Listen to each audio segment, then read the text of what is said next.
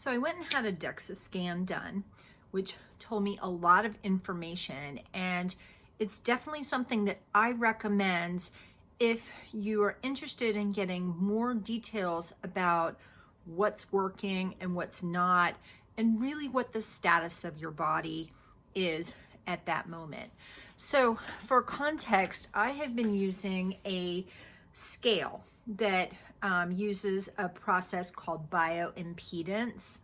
And what bioimpedance does is there's like these little spots where you put your feet on, and it shoots a mini electrical current through one foot and measures how long it takes to come up through your other foot. And not only does the scale give you your weight, but it supposedly also tells you your bone weight versus how much muscle you have, what your basal metabolic rate is, and what your fat percentage is. But your hydration levels can make a big difference in the measurements, and it's not 100% accurate. So basically I've been fluctuating a little bit with my weight for a variety of reasons over the last month to 6 weeks, but during that time frame, I've run 2 marathons. That's 26.2 miles. I had COVID, and we have also been through Thanksgiving.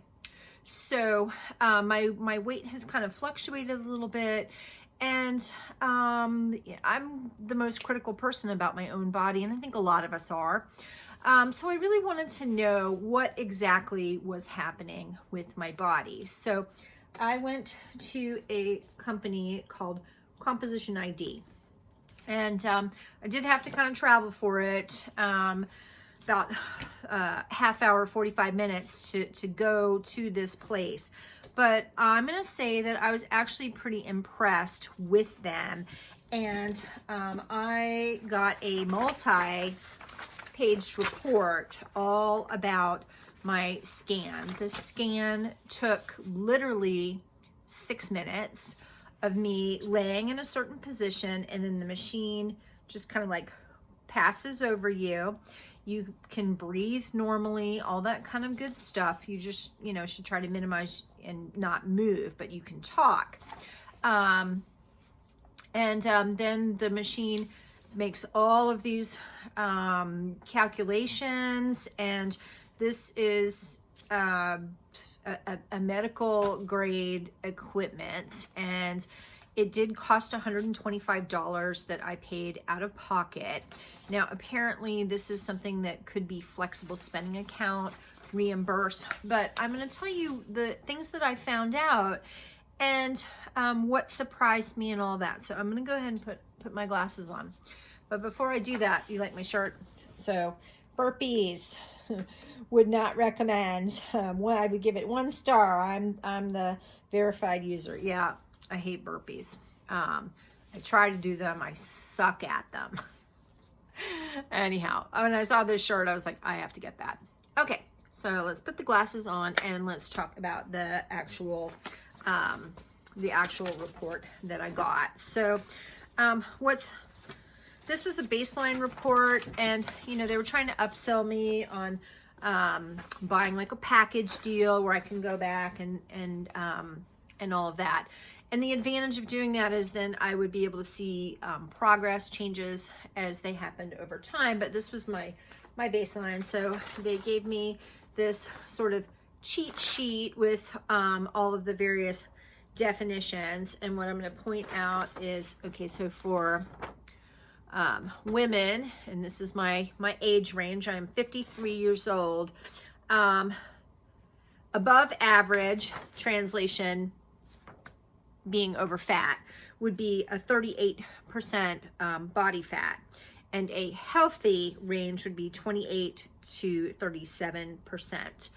And I was shocked that my actual number was 31.2%. My scale says that I'm like 35%. So kind of in the range, but there's a big difference between 35% body fat, which would still be in the healthy range, and being 31%, which is being at the low end of the healthy range. Now, my goal is to be in what they are labeling as the fit athletic range for my age, would be 19 to 27% body fat. And that is where I would like to be. Now, what is essential fat would be 15 to 18%. And what does that mean? You can never get down to 0% body fat. Basically, medically impossible. And even if it was, you would really be hating life. You would be having pain issues. You would be breaking bones. You would be cold all the time. Your hair would start falling out. If you still had periods, you would not have your period. And you would be obsessed with food, like thinking about food all the time. And your hormones would go off, because you do need fat in your body to work with various hormones. So 15 to 18% body weight is the percentage of fat that is essential. Another thing to think about is your brain is like 50% fat. So if you start having like brain issues, like your brain starts acting really weird and your brain's not functioning correctly, and either you can't sleep or you sleep too much, but like you don't want to be in that range. But I would like to be in that fit athletic range. Maybe towards the upper end of it, not necessarily towards the lower end of it. That would be more like being a bodybuilder and being like on stage. And those women can't sustain that for very long. They just can't, right? Because it's just not fun. Anyhow, so I was shocked to find out that I was 31.2% body fat. I thought that might be a little bit higher. And so I'm just gonna do like this. So here's the delightful picture of me according to the scan, and what is bone versus muscle versus areas where there's fat. Okay, we all should be well marbled.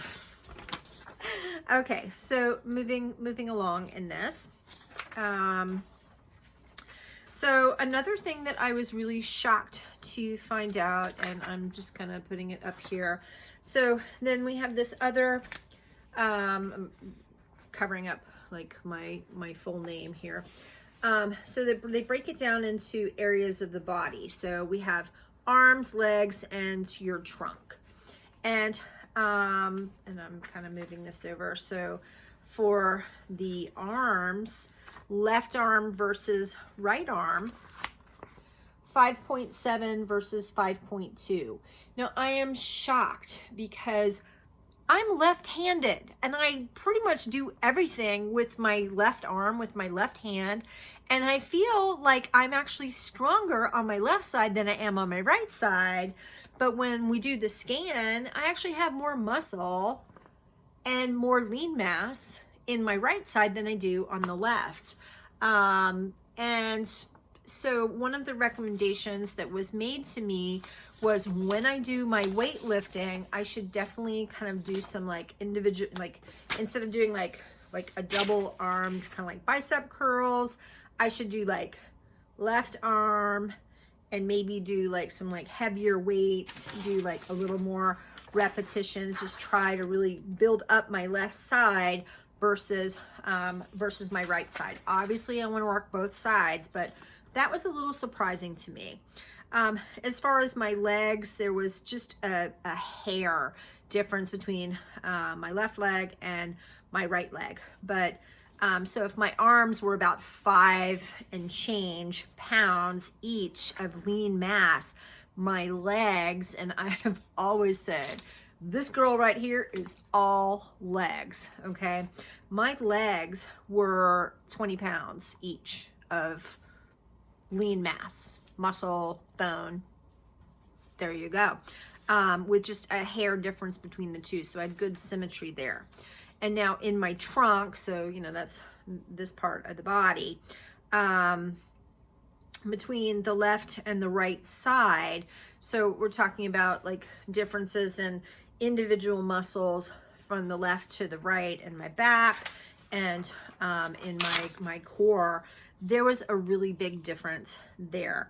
30 pounds on the right and 33 pounds on the left. So a 2.2 pound difference. And as a general statement, they were saying anything more than a pound difference between the two sides, that you should really work on that. I'm not surprised by this. I hate burpees, right? My core, anything that has to do with like core strength, I suck at it. So I do have 2 hernias, and I had experienced what's called diastasis recti during my last pregnancy. And that is where, okay, so if these are like the muscles of your 6-pack, right, where some of the muscles separated, not all of the muscles separated, but some segments of the muscles separated for me. And so I do have some weakness in that area of the body. So things like planks, crazy hard for me. Anything that's just core, I'm gonna need to really work on that. I know that for a fact, but I have it here in science. So okay, that was that. And